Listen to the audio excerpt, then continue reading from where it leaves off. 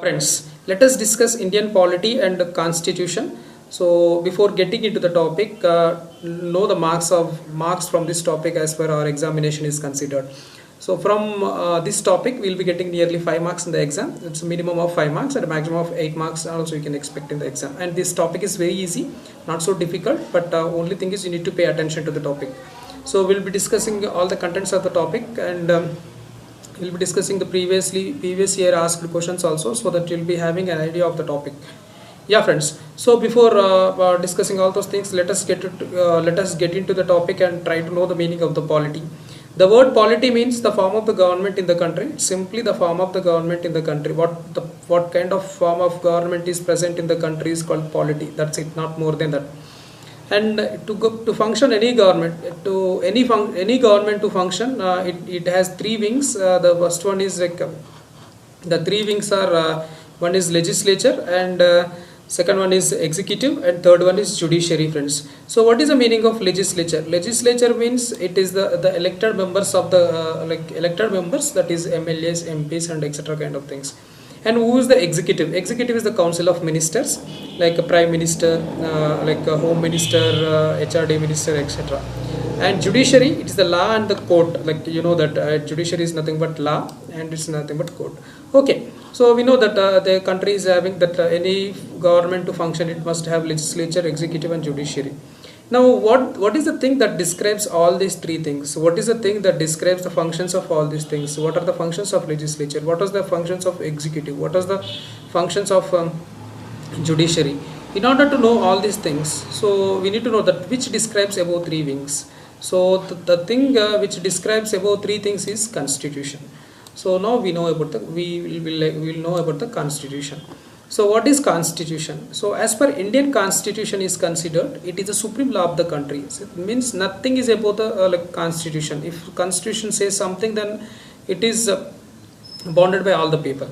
Then are also called it is also called highest law of the land.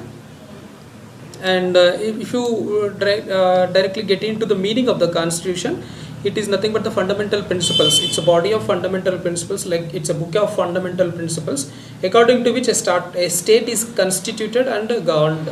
How the state is governed and how the state is constituted, all the things will be described in the constitution. It will be having all the fundamental principles that require to govern and that require to constitute a state. And also it is having the basic rules for the minimum coordination in the society, along with the form of the government. What kind of form of what the form of the government is present in the country, what are the functions of the government, what are the responsibilities of the government, what are the limitations of the government, all the things will be discussed in this constitution. As per the Indian constitution is considered, it's the world's largest written constitution. It's strictly a written constitution, friends. We have a book called Constitution, and it is having all the details in the written form. It is not like Mahabharata or as we discussed in the history, it's not like Mahabharata or Ramayana that someone has wrote, and we don't have the original book. Like we have some original script of those Mahabharata and Ramayana. So and it is an evolutionary, like means if we don't have this constitution from the beginning, and we have researched many constitutions, and we brought out a constitution for our India, and that is how it is evolution. It is evolutionary in nature. Like we will see in the course of time, like how the evolution has come to, like how the constitution has been constituted. Okay, and it was adopted by the Constituent Assembly. Like it was adopted by the Constituent Assembly. It's the same meaning, friends. Like it was not there in the beginning, so we wrote it and we adopted ourselves. Like so, we will follow this constitution. So that is the meaning of the adoption. And this was adopted on 26th November 1949. And but the full it came into full operational with effect from 26 January 1950. Right, friends. Now, just now we have seen that the constitution is evolutionary, and but how this constitution has been evoluted in India. So before getting into that, we know that India has been ruled by British, and British ruled India for almost for 4 centuries, four centuries. And British in India have led for their administrative convenience, they have laid some acts and legal developments in India.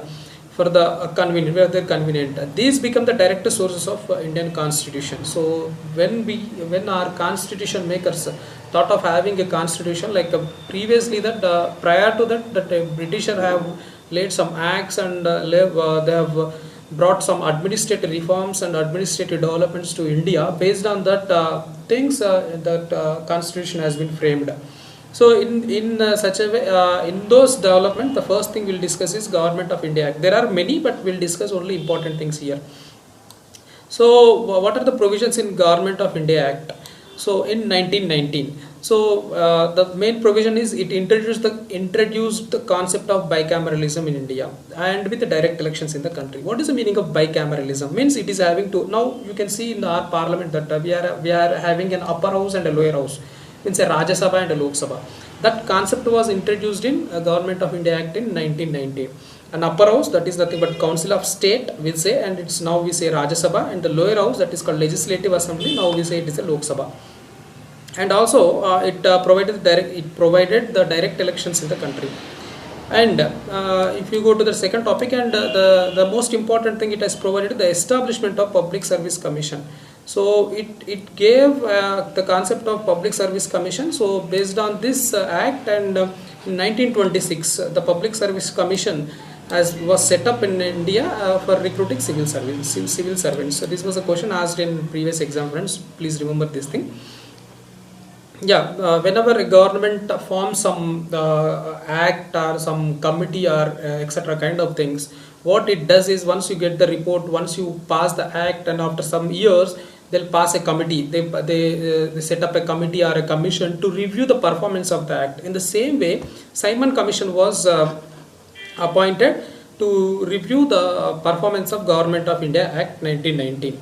So in November 1927, British government appointed a commission, Sir John Simon, to review the working of Government of India Act 1990. But this commission was rejected by all the parties in India.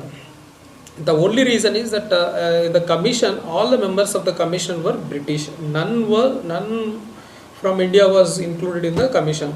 So that is the reason this commission was rejected, and we are well aware of the slogan that Simon go back. So this is regarding this. Right. So the second source for the second thing that we need to discuss is the Government of India Act 1935. So what is the Government of India Act 1935? What it stated? The Government of India Act 1935 is the very important as per our Indian Constitution is considered, friends, because it provided the basic skeleton of the Constitution, and it was treated as the blueprint of the Constitution. Like when our constitution makers thought of having a constitution, they directly referred to Government of India Act first, Government of India Act 1935 first. That is the importance of this India Act. So what is the main important source in this is it provided for the establishment of All India Federation consisting of provinces and princely states as units. Means it provided for the center and states federation and its cooperation.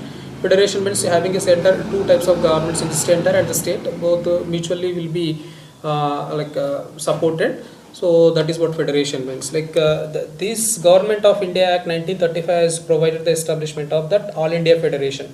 It was consisting of provinces and princely states. Provinces means which are under the control of British, and princely states, you know that just like Hyderabad under the Nizam rule, that was a princely state.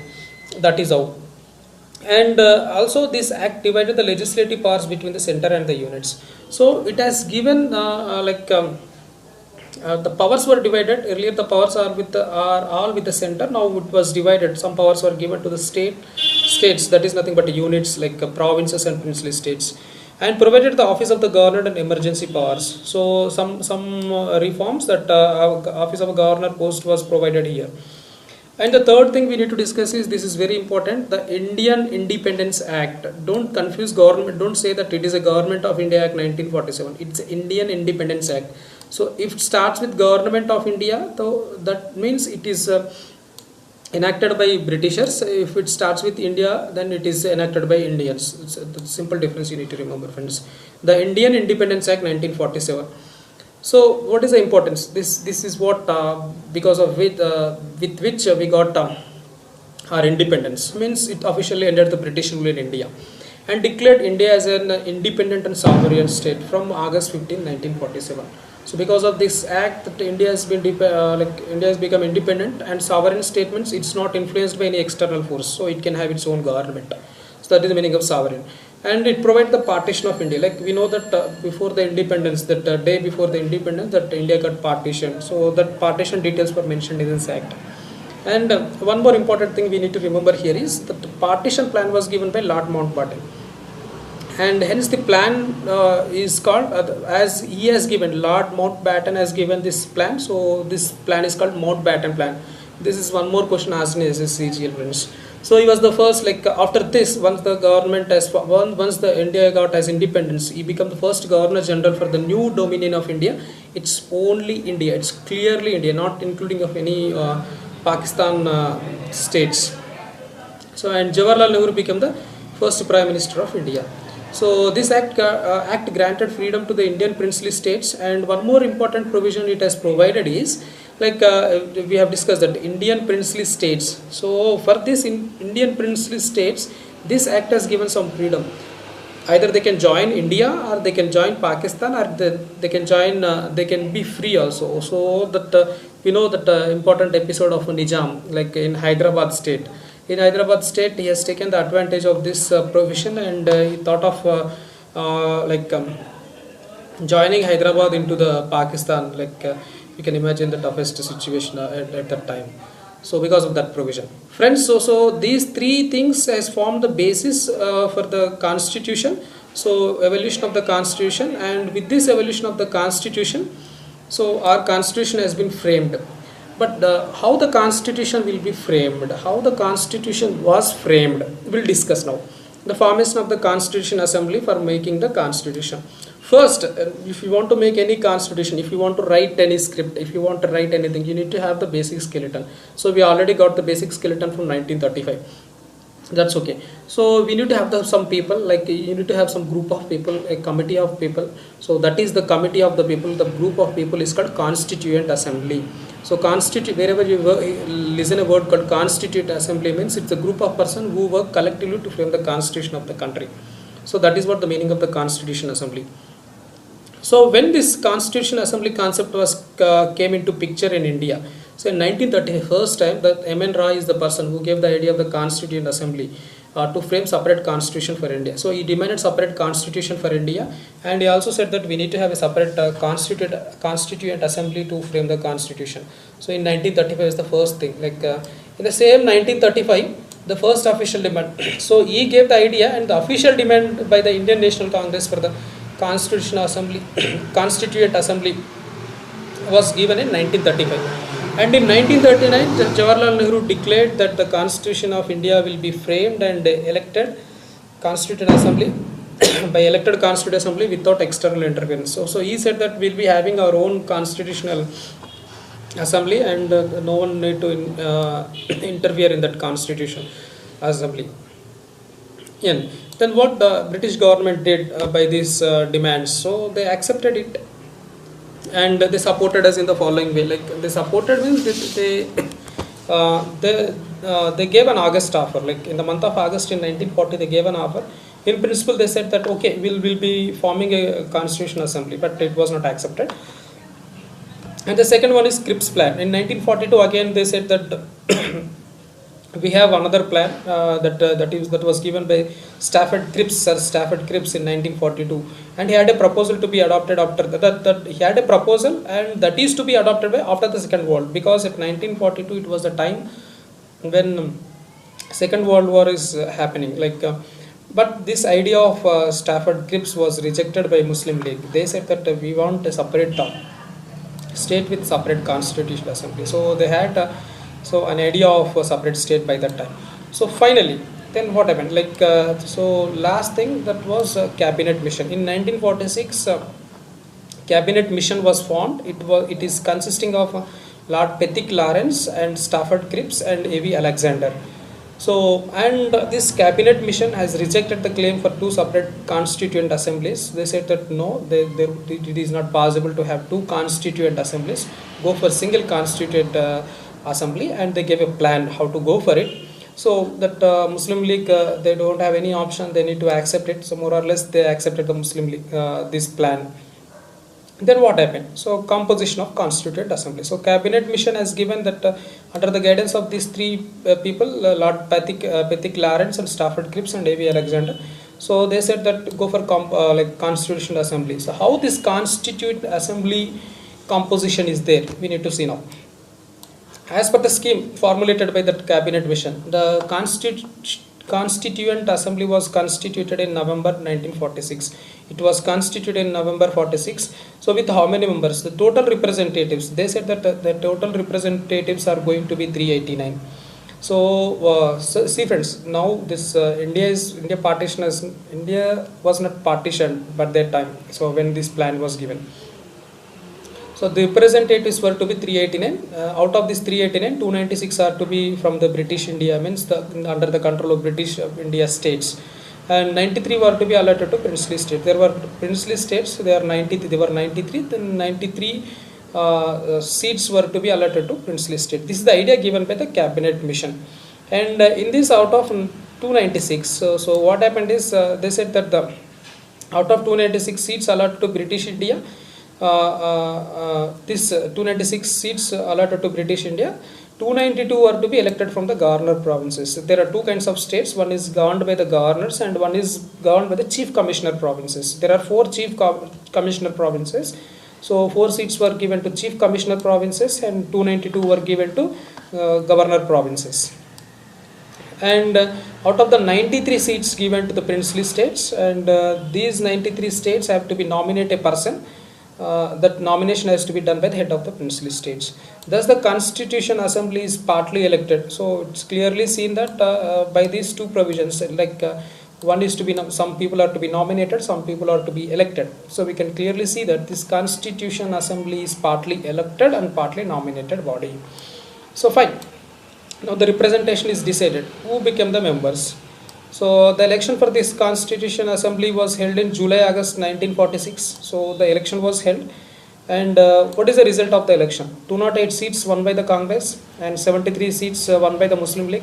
So election was done for only 296 under the British rule. So remaining 93 were from the princely states. So out of this 296, 208 seats were won by the Congress and 73 seats won by the Muslim League, and 15 seats won by some of the independent members and some other small members. And one important thing we need to know, we need to note here is that Mahatma Gandhi and Muhammad Ali Jinnah were not the members of the Constituent Assembly. So friends, now we have seen that how the Constitution Assembly was evolved. Like we had some acts given by the government, like British government, and then we demanded, the first demand came from M.N. Roy, then government then Indian National Congress has demanded in 1935 and Jawaharlal Nehru declared in 1938, and British has given first offer in the name of August offer in 1940, and Cripps plan in 1942, it was rejected by the Muslim League, and cabinet mission in 1946 it was accepted. And because of that, and it has proposed for 318 total 389 seats, and out of this 296 were given to British states and 93 were given to princely states, and out of 296 allotted to British India, 292 were to be elected from the governor provinces and 4 were from chief commissioner provinces, 1 from each. The 93 representatives of the princely states were nominated by the head of the princely states. So this is how, and the election was done, and election was conducted in July and August for 296 states under the British control, 296 seats under the British control, and the result of the election was 208 seats won by the Congress and 73 seats won by the Muslim League, and 15 won by the Independent India and other small members.